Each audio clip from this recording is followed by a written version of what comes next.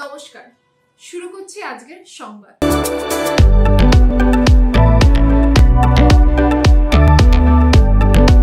পয়লা June সারা দেশে সপ্তম পর্যায়ের লোকসভা নির্বাচন শেষ হয়েছে।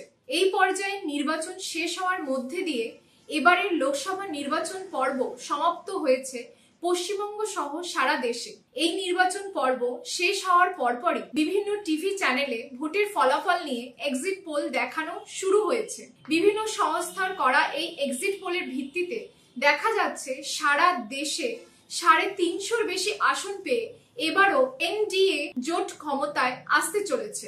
তাদের বিরোধী পক্ষ ইন্ডিয়া জোটের প্রাপ্য আসনের সংখ্যা অনেক কম বলা হয়েছে। অন্যদিকে পশ্চিমবঙ্গে 42টি আসনের মধ্যেও এবার বিজেপির আসন সংখ্যা অনেক বেশি দেখানো হয়েছে। এক্সিট পোল অনুযায়ী অনেক চ্যানেলেই দেখানো হয়েছে বিজেপি এবার রাজ্যে 21 থেকে 27টি আসন পেতে পারে। অন্যদিকে তৃণমূল কংগ্রেস পেতে পারে 13 থেকে 20টি আসন। কেউ কেউ আবার তৃণমূলকে বিজেপির চেয়ে এগিয়েও রেখেছে। এই পরিস্থিতিতে দাঁড়িয়ে এক্সিট পোল নিয়ে তার মতামত জানানোর জন্য আমাদের স্টুডিওতে উপস্থিত ছিলেন পূর্ব বর্ধমান জেলা তৃণমূল কংগ্রেসের সাধারণ সম্পাদক আব্দুল রব। এই প্রসঙ্গে বিভিন্ন প্রশ্নের উত্তরে তিনি তার মতামত দিতে গিয়ে বলেন,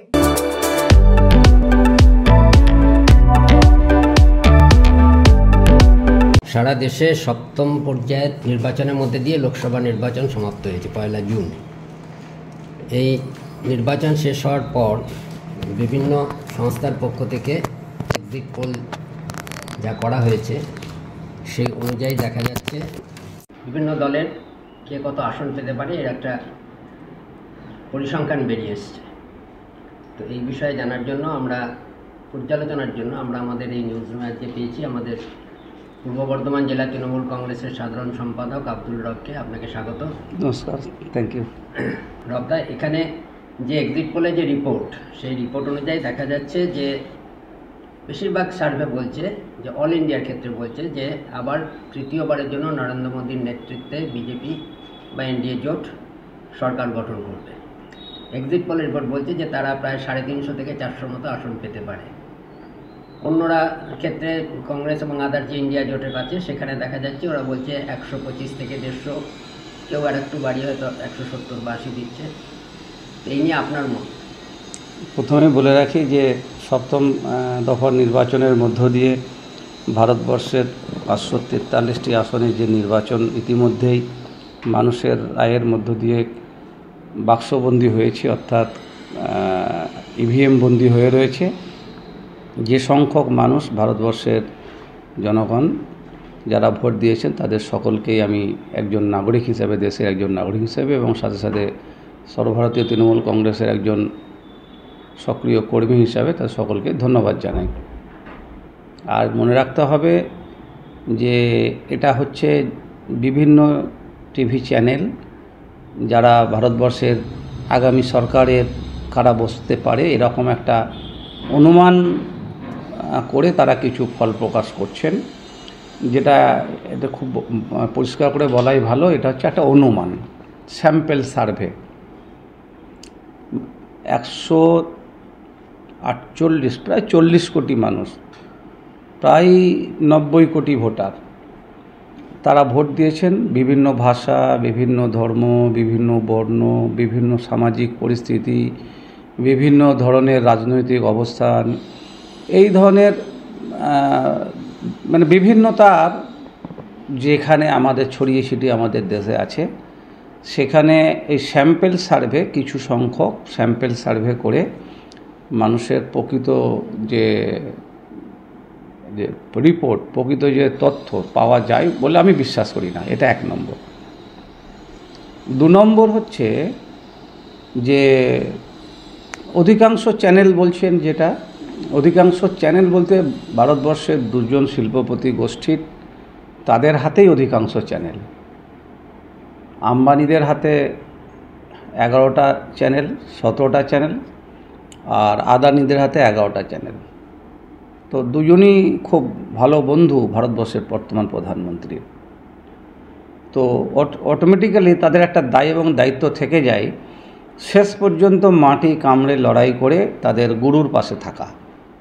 এটা একটা ব্যাপার।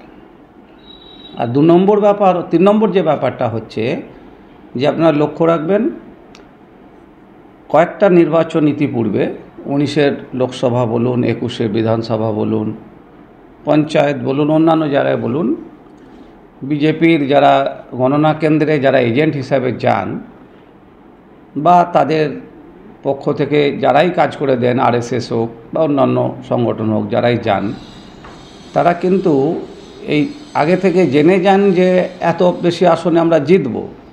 যেমন 21 সালে আবকি বার 200 পার স্বপ্ন দেখে তারা চলে গেছিলেন যে এবারে সরকার আসছে।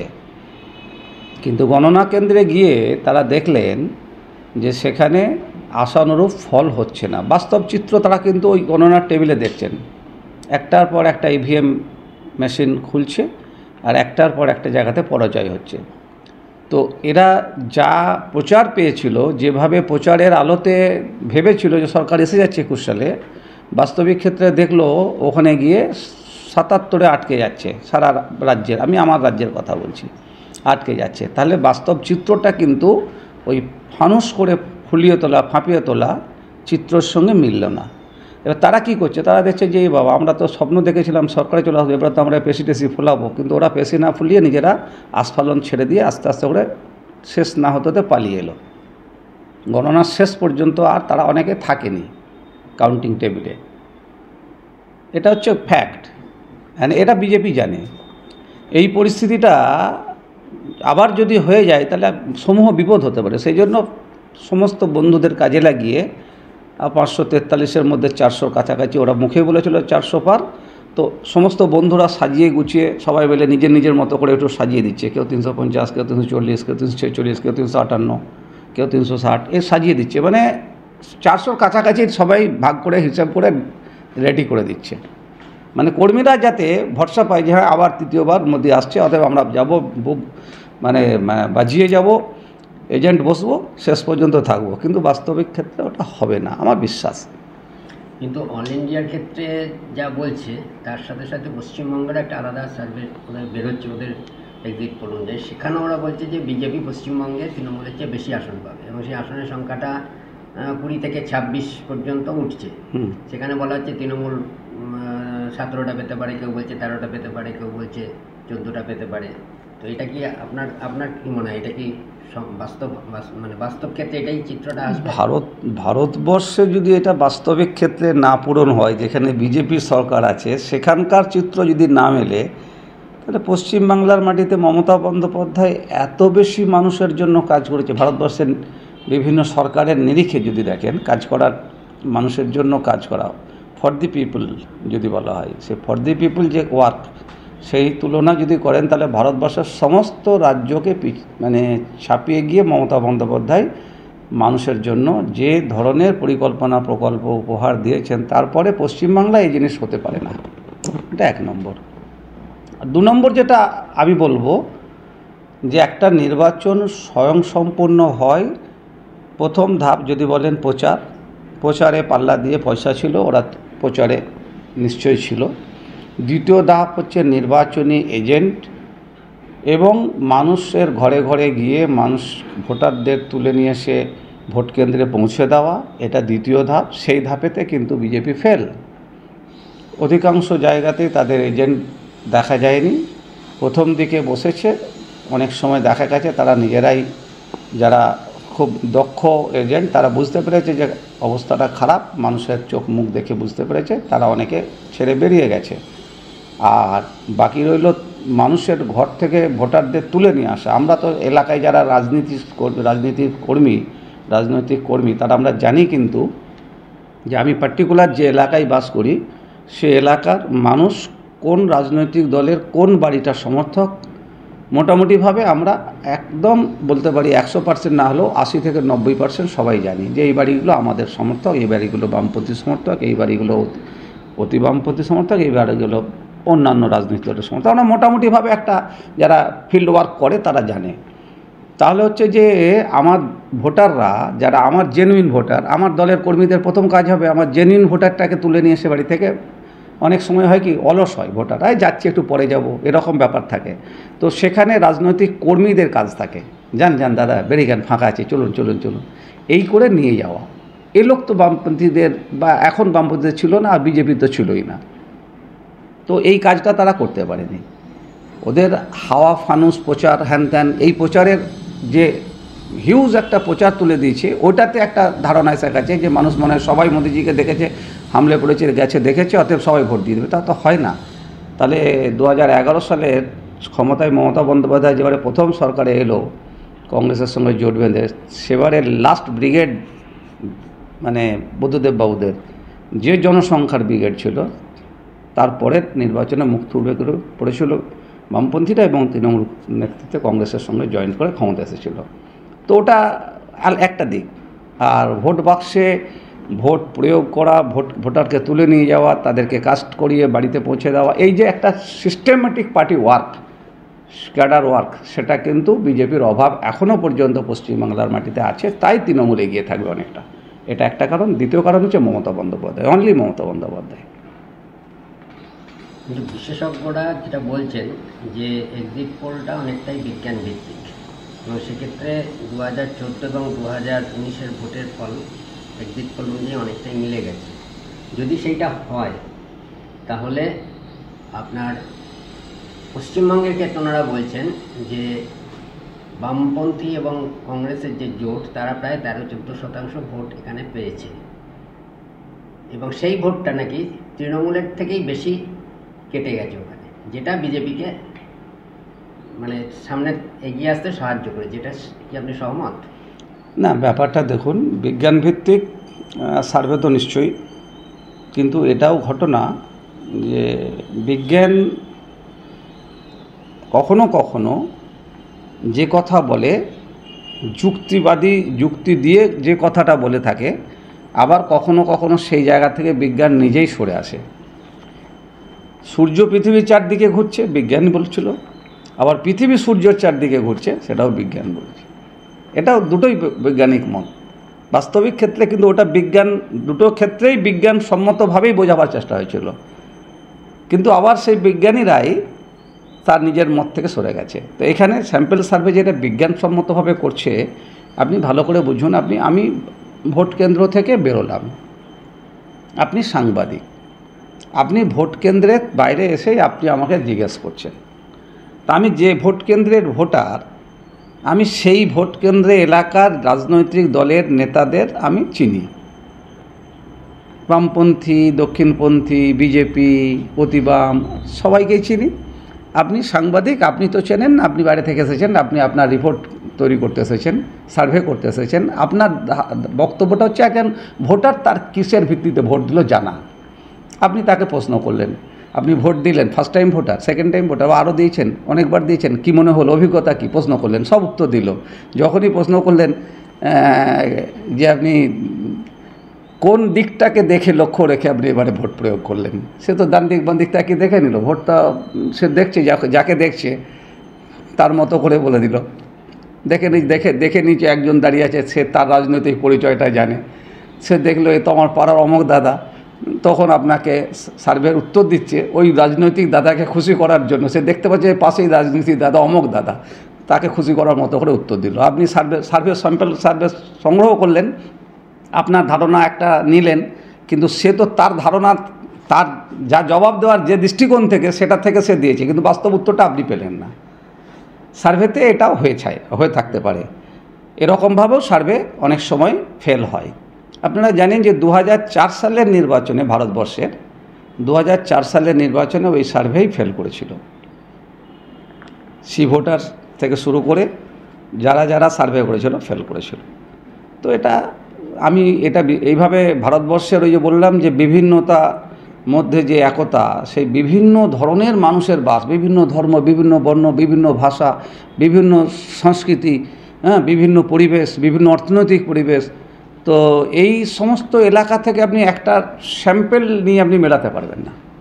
একটা, দুটো, পাঁচটা করে মানুষের স্যাম্পেল নিয়ে আপনি ভারতবর্ষের চিত্রটা মেলাতে পারবেন না।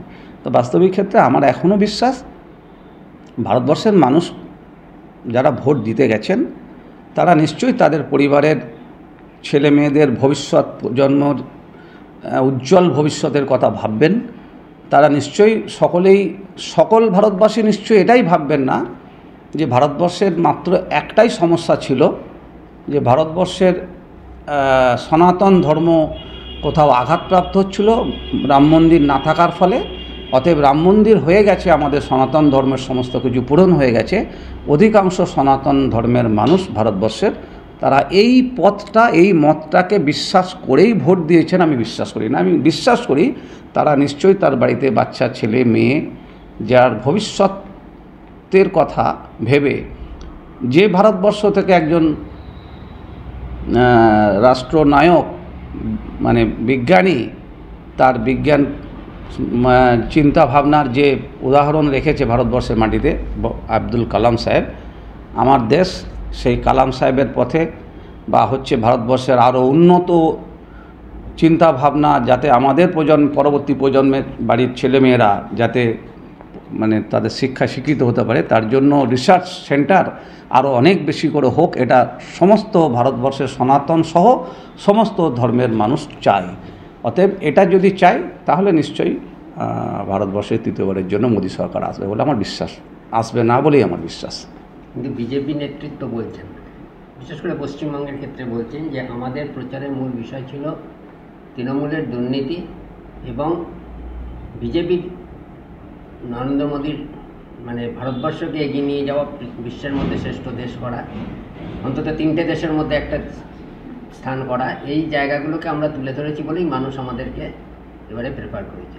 হ্যাঁ, নিশ্চিতভাবেই দুর্নীতির প্রশ্নটা বড় হয়ে দাঁড়িয়েছে এবারের নির্বাচনে।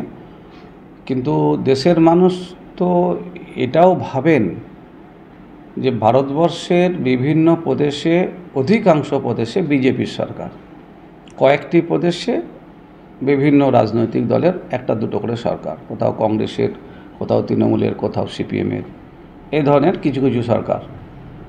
বাকি অধিকাংশটাই তো বিজেপির সরকার। তো ইডি, সিবিআই বা ইনকাম ট্যাক্স, তারা যত ভারতবর্ষের বিরোধী দলের নেতৃত্বের কাছেই চলে যাচ্ছে। তাহলে কি এটা ধরে নিতে হবে যে যত দুর্নীতি সব বিরোধী দলের নেতৃত্বই করছে? কোনো দুর্নীতি বিজেপির কোনো সরকার বা কোনো এলাকায় কোনো বিজেপির নেতৃত্ব করছে না? এটা কি বাস্তবসম্মত? আর যদি দুর্নীতির বিরুদ্ধে লড়াইটার জন্যই মানুষ তাদের ভোট দেয়, মানুষ তাদের পছন্দ করে, তাহলে যেখানেই দুর্নীতি হয়েছে, যে দলই দুর্নীতি করেছে, ইডি সিবিআই যাদেরকেই দুর্নীতিগ্রস্ত বলে দোষী সাব্যস্ত করে চিহ্নিতকরণ করছে, সেই লোকটি যখনই ভোল্ট খাচ্ছে, বিজেপি দলের ঝাঁপ মারছে, তখনই সেই লোকটি তাদের কাছে গ্রহণযোগ্য নেতা হিসাবে পৌঁছে যাচ্ছে, চলে আসছে। আমি উদাহরণ দিতে পারি। পশ্চিমবাংলার মাটিতে যদি বলেন তাহলে শুভেন্দু অধিকারী 1 নম্বর, পরবর্তী ক্ষেত্রে আরও যারা যোগ দিয়েছে তাদের মধ্যে অনেকেই, আমি নাম আর করছি না।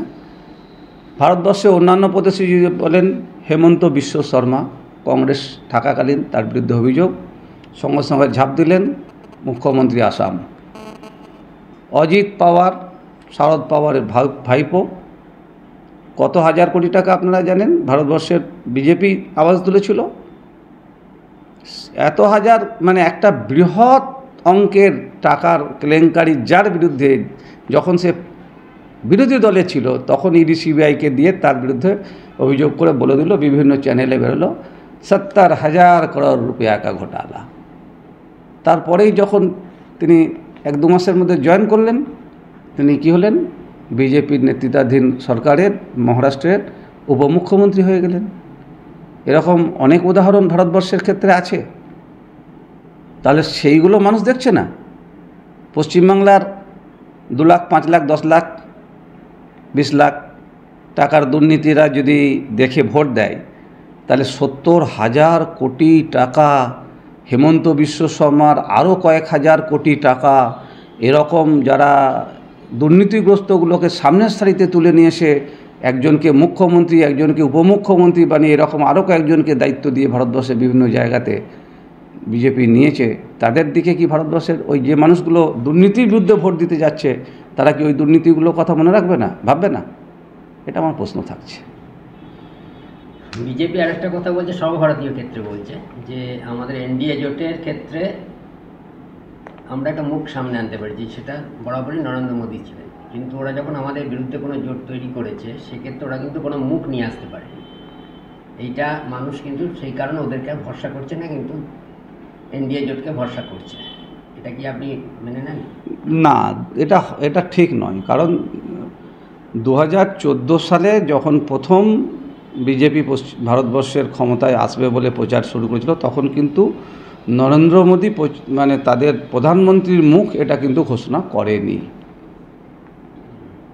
এটা আপনারা যারা সাংবাদিকতার সঙ্গে যুক্ত, আপনি পিছিয়ে যান, দেখতে পাবেন কোনো তাদের এই ধরনের ঘোষণা ছিল না যে Narendra Modi will be the chief prime ministerial face, এটা কিন্তু ছিল না। কিন্তু তিনি প্রধানমন্ত্রী হয়েছিলেন। জেতার পর দলগত সিদ্ধান্ত, যারা জোট থাকে জোটগত সিদ্ধান্ত হবে, নিশ্চয়ই একজন না একজন প্রধানমন্ত্রী হবেনি। এক্ষেত্রে ইন্ডিয়া জোট তারা ইতিমধ্যেই 1 তারিখে বৈঠক করেছেন, তারা নিজেরা ইন্টারনাল সার্ভে করেছেন, বিভিন্ন রাজনৈতিক দল যাদের বিভিন্ন এলাকাতে তাদের প্রার্থীদের কোথায় জেতার সম্ভাবনা আছে সে নিয়ে নিজেরা সার্ভে করেছেন, এবং গতকালকে আলাপ আলোচনার মধ্য দিয়ে তারা ঘোষণা করেছেন যে আমাদের কাছে অ্যাট প্রেজেন্ট যে রিপোর্ট, আমরা ভারতবর্ষ ব্যাপী বিভিন্ন রাজনৈতিক দলের যে জোট, সেই জোটের নিজস্ব যে সার্ভে এবং যারা এই ধরনের সার্ভের সঙ্গে যুক্ত থাকেন তাদেরকে দিয়ে করানো যে সার্ভে, সেই সার্ভেতে যা উঠে এসেছে তাতে করে আমরা এই জোট 295-এর নিচে আমরা নামছি না, 295 মোটামুটিভাবে আছে, তার উপরের দিকেও যেতে পারি। পশ্চিমবঙ্গে আপনার যদি এক্সিট পোলের রিপোর্ট অনুযায়ী যদি পুরো বিষয়টা সঠিক হয়, অর্থাৎ বিজেপি অনেক বেশি আসন পেল, তৃণমূল তার চেয়ে কম পেল, সেক্ষেত্রে বিরোধী দলনেতা শুভেন্দু অধিকারী বারবারই বলেছেন যে এই সরকার 2026 পর্যন্ত যাবে না, তার আগেই সরকার পড়ে যাবে। আপনার কি মনে হয় যে এই ধরনের কোনো ঘটনা ঘটলে সরকার পড়ে যাওয়ার চান্স আছে? প্রথম কথা হচ্ছে, ভারতীয় গণতান্ত্রিক ব্যবস্থায় যুক্তরাষ্ট্রীয় যে কাঠামো, এই কাঠামোতে যে ধরনের নির্বাচন ব্যবস্থার কথা বলা রয়েছে, সেই নির্বাচন ব্যবস্থা এই ধরনের কথা যিনি বলছেন তিনি হয় নির্বাচনের যে সংবিধানসম্মত যে বিষয় সেটা হয়তো তিনি সঠিক জানেন না, অথবা সেটা জানার পরও স্বৈরতান্ত্রিক চিন্তাভাবনা দৃষ্টিকোণ থেকে দাঁড়িয়ে কথা বলছেন। আমি তর্কের খাতিরে যেটা যদি ধরেই নিই যে সার্ভে যেটা বেরিয়েছে সেই রেজাল্ট হবে, আর সেই রেজাল্ট হলেই হচ্ছে যে এখানকার সরকারকে ভেঙে দেবে, তার মানে এটা অগণতান্ত্রিক। এই নির্বাচন তো বাংলার নির্বাচন হয়নি, নির্বাচন তো দেশ গঠনের নির্বাচন হচ্ছে, দেশের সরকার গঠনের নির্বাচন। তাহলে যদি তারা বেশি আসন পায়, সারা ভারতবর্ষে বেশি আসন পায়, তারা দেশের সরকার গঠন করবে। এখানে তো রাজ্যের সরকারের কোনো পরিবর্তনের জায়গা নেই। এবার বাকি থাকলো ফেলে দেওয়া। এটা পশ্চিমবাংলার মাটি। এ মাটি ভারতবর্ষের স্বাধীনতা আন্দোলনের লড়াইয়ে অগ্রণী ভূমিকা পালন করেছে। এ মাটি ভারতবর্ষের বিভিন্ন অন্যায়ের প্রতিবাদের সামনের সারিতে রুখে দাঁড়িয়েছে। আবার যদি এই ধরনের অন্যায় ভারতীয় জনতা পার্টি সরকারে আসার যে স্বপ্ন দেখছে, সেই স্বপ্ন যদি বাস্তবায়িতও হয়, যদি তারপরেও করার চেষ্টা করে, তাহলে বাংলার বাঘিনী মমতা বন্দ্যোপাধ্যায়, তার পিছনে লাখো লাখো যুব সমাজ রাস্তায় দাঁড়িয়ে প্রতিবাদ করবে। কোনো ক্ষমতা নেই এই সরকারকে বাংলার মসনদ থেকে 2026-এর নির্বাচনের আগে সরিয়ে ছুঁড়ে ফেলে দেয়। 2026-এর যে বিধানসভা নির্বাচন, যদি এক্সিট পোলের রিপোর্ট অনুযায়ী সবটা সঠিক না হয়, তৃণমূল বেশি আসন পায়, এটা তৃণমূলের কাছে অবশ্যই পজিটিভ দিক। কিন্তু যদি ধরুন সেটা না হয়, তৃণমূল আসন সংখ্যা কম পেল বিজেপির চেয়ে, তাহলে আগামী বিধানসভা নির্বাচনে তৃণমূলের কাছে কি অনেকটা কঠিন হয়ে গেল?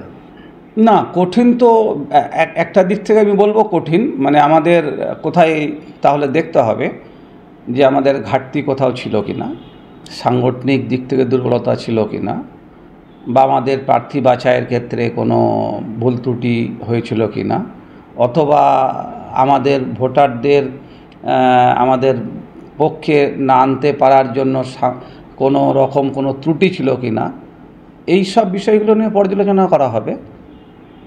তারপরে আমাদের যেখানে যে ধরনের সিদ্ধান্ত নিলে সেই এলাকাকে মজবুত করে তোলা যাবে, আবার শক্তপোক্ত করা যাবে, সেটা নিশ্চয়ই আমাদের দলনেত্রী এবং আমাদের যুবদের আইকন অভিষেক বন্দ্যোপাধ্যায় নিশ্চয়ই তারা যৌথভাবে সকলকে নিয়ে বসে সিদ্ধান্ত নেবেন, আমার বিশ্বাস আছে এটা। মানে এইটার একটা উদাহরণ আছে, 2009 সালে যখন লোকসভা নির্বাচন হয় তখন বামেরা পশ্চিমবঙ্গে ক্ষমতায়, কিন্তু ওরা তৃণমূল কংগ্রেস জোটের চেয়ে কম আসন পেয়েছিল। এখানে 14টা পেয়েছিল, বাকিটা তৃণমূল কংগ্রেস এবং কংগ্রেসের সাথে তখন তাদের জোট ছিল, তারা বাকি আসনগুলো বেশি পেয়েছিল, মানে অনেক বেশি পেয়েছিল, বামপন্থী পেয়েছে। তার পরিপ্রেক্ষিতে দেখা গেল 2011 সালে কিন্তু ক্ষমতাচ্যুত হলো বামপন্থী। তাহলে সেক্ষেত্রে এই ধরনের কোনো সম্ভাবনা থেকে যায় 2026-এ? সবসময় তো একই পথে রাজনীতির মানে চলে না, একই মানে গতিতে চলে না, আর একই পথেও চলে না। বিভিন্ন ধরনের পথ বিভিন্নভাবে আমাদের সামনে আসে। আমরা ভুল থেকে শিক্ষা নিই। যে ধরনের ঘটনা পশ্চিমবাংলার ইতিহাসে ইতিপূর্বে ঘটেছে সেগুলো সবই আমাদের নজরে আছে, নলেজে আছে, এবং সেইগুলোকে পুঙ্খানুপুঙ্খ বিচার করে আগামী দিনে যাতে তৃণমূল সারা বাংলার মানুষের কোন জায়গাতে ঘাটতি, কোথায় অসুবিধা, সেটাকে বুঝে উঠে তাদের সেই ঘাটতি পূরণ করতে পারে এবং দলের যে সাংগঠনিক দুর্বলতা সেটাকে ঠিক করে নিতে পারে, তার চেষ্টা নিশ্চয়ই 2 বছর সময় অনেক সময় পারবে, এবং আমাদের দল আবার বাংলার মানুষের আশা আকাঙ্ক্ষা পূরণের মধ্য দিয়ে পশ্চিমবাংলায় আবার ক্ষমতায় আসবে।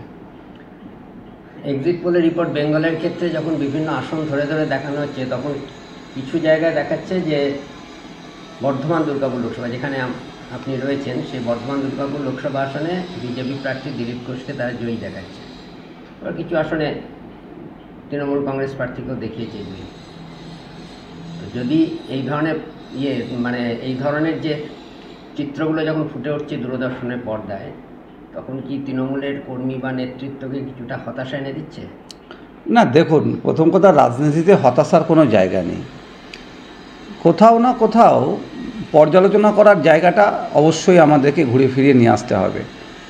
যদি আপনাদের আগেই বলেছি, এক্সিট পোল বাস্তবিকভাবে সবসময় সঠিক হয়, এটা ইতিপূর্বে অনেক ঘটনাই ঘটেছে, যা মেলেনি, হয়নি, আবার অনেক সময় হয়েওছে। আমি এক্সিট পোলটাকেই যদি আপনাদের কথা অনুযায়ী সঠিক ধরি, তাহলে আমাদের পরবর্তী ক্ষেত্রে বিচার করতে হবে যে কেন এই ধরনের ঘটনা আমাদের এখানে হয়েছে, এই ধরনের সাংগঠনিক কোন দুর্বলতার জন্য হয়েছে, বা কোনো ব্যক্তিকেন্দ্রিক দুর্বলতার জন্য, ব্যক্তির জন্য এটা হয়েছে কি না, এগুলো দেখতে হবে, সেগুলো আমরা দেখব। তবে এখনও আমার বিশ্বাস যে বর্ধমান দুর্গাপুর লোকসভা আমরা জিতছি। আপনি তো দীর্ঘদিন রাজনীতি করছেন, এক্ষেত্রে আমি এক্সিট পোলের কথা ছেড়ে দিচ্ছি, এতক্ষণ যা নিয়ে আলোচনা করলাম, আপনার অভিজ্ঞতা কি বলছে? সারা ভারতবর্ষে এনডিএ জোট কি আসন পেতে পারে, বা ইন্ডিয়া জোট কি পেতে পারে? আর পশ্চিমবঙ্গের ক্ষেত্রে যেহেতু এখানে মূল লড়াইটা এক প্রকার ধরেই নেওয়া হচ্ছে বিজেপি ভার্সেস তৃণমূল, সেক্ষেত্রে তৃণমূলই বা কটা আসন পেতে পারে আর বিজেপি করবে, মানে আপনার অভিজ্ঞতা থেকে জানতে চাই। আমার ক্ষুদ্র রাজনৈতিক অভিজ্ঞতাতে আমি যেটা, আমার কাছে যেটুকু ফিডব্যাক বা আমি যেটুকু উপলব্ধি করেছি নির্বাচনের বিভিন্ন পর্যায়ক্রমে উপলব্ধির মধ্য দিয়ে, তাতে করে পশ্চিমবাংলায় তৃণমূল কংগ্রেস গতবারের থেকে একটি হলেও আসন বেশি পাবে। 22-এ ছিলাম, যদি খুব খারাপ নির্বাচন হয় তাহলে আমরা 22-এর থেকে একটি আসনও বেশি পাবো, আর সর্বাধিক আমরা 26-এর কাছে যাবার আমার ব্যক্তিগত যে নির্বাচনী যে সার্ভেগুলো আমি বিভিন্ন নির্বাচনের পর্যায়ে হয়েছে সেটাকে দেখে করেছি, বা কিছুটা টেলিফোন করে সেই এলাকার মানুষের সঙ্গে কথা বলেও করেছি, তাতে করে আমার মনে হয়েছে সর্বাধিক 26-এর জায়গায় যাব, সর্বনিম্ন 21-এর জায়গায় থাকবো, 23-এর জায়গায় থাকবো। এটা আমার একটা ব্যক্তিগত একটা আছে। আর অল ইন্ডিয়াতে আমি খুব বেশি এই ব্যাপারে সার্ভে করার জায়গায় ছিলাম না, তবে যেটুকু বুঝেছি যে এই যে সার্ভের যে রিপোর্ট যেটা এসেছে বিভিন্ন রাজ্য ওয়ারি যেটা দেখানো হয়েছে, কর্ণাটক, রাজস্থান, গুজরাট, মহারাষ্ট্র, উত্তরাখণ্ড, হিমাচল প্রদেশ, যে দেখিয়েছে যেভাবে, যেখানে বিরোধী, মানে কংগ্রেসকে একদমই কোথাও কোথাও শূন্য শূন্য করে দিয়েছে। তো এইটা আমার একদমই বিশ্বাস হয় না, একদমই বিশ্বাস হয় না। রাহুল গান্ধীজির পরে, আমি এত বড় কথা বলছি, গান্ধীজির পরে, মহাত্মা গান্ধীর পরে যদি ভারতবর্ষে কেউ বেশি হেঁটে জনসংযোগ করে থাকে তাহলে তার নাম রাহুল গান্ধী। আর যে জনসংযোগের যে চিত্র ভারতবর্ষের মানুষের কাছে ধরা পড়েছিল, সেটা আবাল বৃদ্ধ বনিতার যে উদ্বেলিত হয়ে রাহুল গান্ধীকে ঘিরে ধরে তার সঙ্গে যুব ছাত্র মহিলা পথ হেঁটেছিল, ওর যে রিয়াকশান সেদিন আমরা পেয়েছিলাম রাহুলের সঙ্গে হাঁটার ক্ষেত্রে, অ্যাকশনের যে রিয়াকশান, পাবলিক রিয়াকশান পেয়েছিলাম, তাহলে সেই প্রদেশের যখন জিরো দেখায় তখন মনে হয় যেন কোথাও না কোথাও বন্ধুদের দায়বদ্ধতায় এই রেজাল্ট এখনও পর্যন্ত তারা প্রচার করে চলেছে, আদানি আম্বানিরা। ধন্যবাদ আপনাকে, থ্যাংক ইউ আপনার মতামত দেওয়ার জন্য।